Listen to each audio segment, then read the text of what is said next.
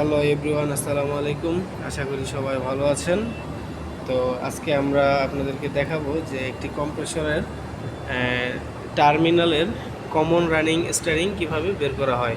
তো প্রথমে আমরা দুইটা করে মাপ দিয়ে নেব যে কোনটার রেজিস্ট্যান্স কত আছে। নেন, এবার আমরা মেপে দেখি যে প্রথমে এই দুইটা টার্মিনাল আমরা মাপবো। তো এখান থেকে আমাদের রেজিস্ট্যান্স দেখাচ্ছে 6.6।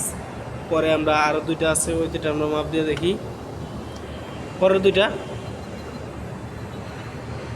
পরে আমরা এটা মাপলাম, এই দুইটা মাপে দেখলাম এখানে আছে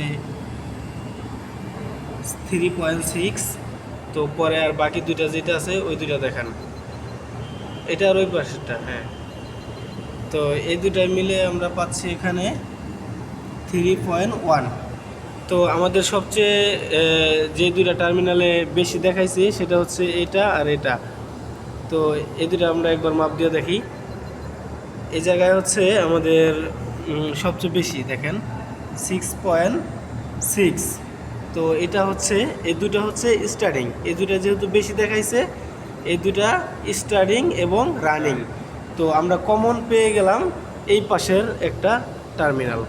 সো এটা যদি আমরা কমন পাই, এখন আমরা বের করব যে কমনের সাথে রানিং কোনটা আর স্টার্টিং কোনটা। তো আমরা এই দুটা ধরবো প্রথমে, যেহেতু আমরা কমন পেয়ে গেছি। তো এই কমনের সাথে একটা টার্মিনালে ধরলে এখানে 3.6 দেখাচ্ছে, আর এই পাশে যে টার্মিনালটা আছে এই টার্মিনালের সাথে দেখাচ্ছে 3.1। তো আমরা এখানে এই টার্মিনাল পেয়ে গেলাম কম।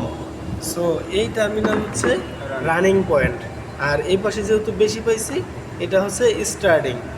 তো এভাবে আমরা কমন রানিং স্টারিং বের করব। এবং সুবিধার্থে আমি আপনাদেরকে দেখাই দিচ্ছি যে এখানে দেখেন টার্মিনালের এখানে যে দেওয়া আছে যে কমন প্লাস রানিং ওই পাশে এবং স্টারিং এই পাশে।